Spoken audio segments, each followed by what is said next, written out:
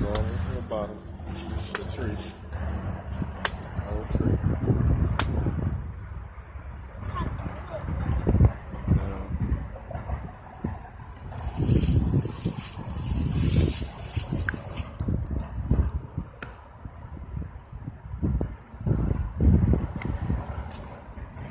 those are a lot of termites.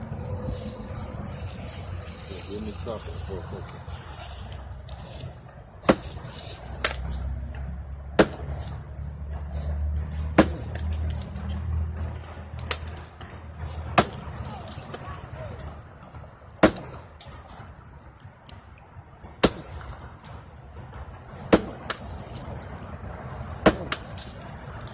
Give me. Today is the Shabbat. It is the 11th of November. Come on, son. It is the 11th of November. And I was at home, and the Most High just put on my heart. I felt compelled to come out here and chop this wood, and I didn't really know what for. But as I'm chopping this wood, He's giving me revelation on things. Now, I had Eric get this tree when we first started to chop, but I want you to just zoom over there again. Look at this tree. From the bottom all the way up. See how it's ripped up? The wind blew it down. You got this piece right here that's connected from it down here. And you got another piece up here. All that is dead. But this particular tree, even though it's split in half, it still got life. This is something the Most High revealing to me even right now as I'm chopping. Now, come over this way. If you look closely here, come on. If you look in there, you see termites. A bunch of them. All in this tree. So what are you saying, Elijah? It's not what I'm saying. It's what the Most High is saying. Though you may feel like you're in a dead situation, though it may seem like your life is dead, or your walk with the Most High is partial, even in a dead situation, there's still life.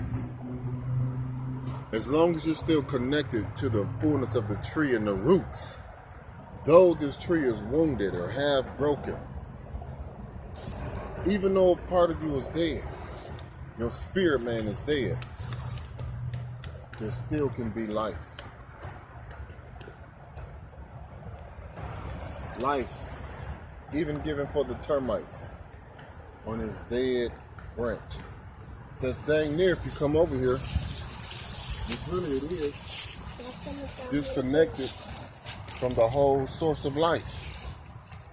But even in this death of this tree and of this tree, it still provides life.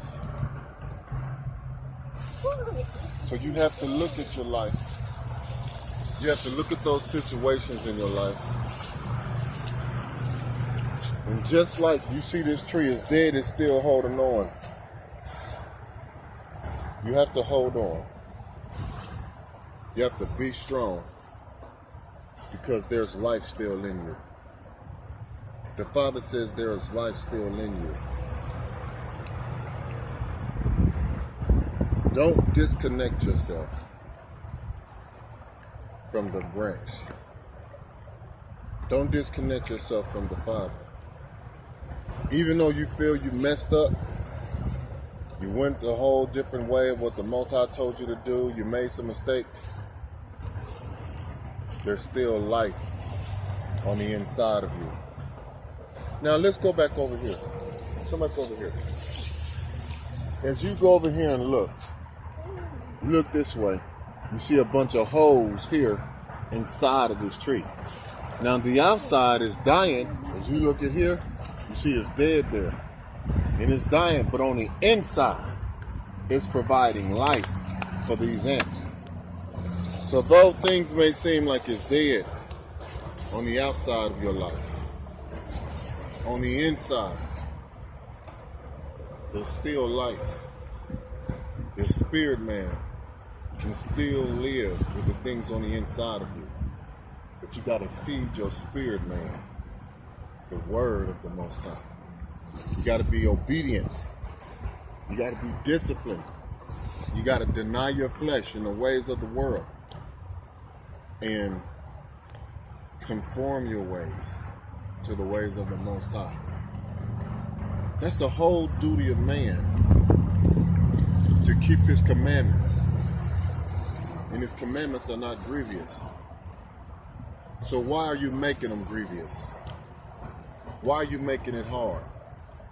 Why, when you know that you're dying and you still have some type of life on the inside, you choose to die?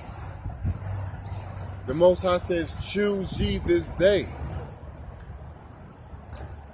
who you will serve, whether it be him or man, and man also includes yourself.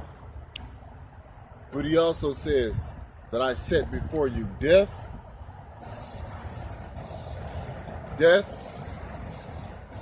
and life. Choose ye life. And stop choosing the ways of your flesh. Things may seem good, but there's some aspect or some area in our life that we felt we're doing good in. But in that, don't get too overzealous and overjoyous of overcoming a fleshly desire. Because even though that thing is dead, if you feed it a little bit, just like I just told you with the other situation, there still can be life in something that is dead. Don't feed into your flesh. Stay strong. Be steadfast, unmovable, always abounding in the work of the Most High. If you live by the flesh, you'll walk by the flesh. Okay? And the works of the flesh are manifest. But if you live by the Spirit and walk by the Spirit, you will have the fruits of the Spirit. The Most High set before you life and death. Choose ye life. Because the situation, everything around you in those certain situations seem dead. So I'm talking in two different ways. Things may seem dead around you, but you got life if you come back to the Father. But then everything around you may still seem like you got life. You overcame the greatest sin that you struggled with, whether it was lust, fornication, a lying tongue, doubt,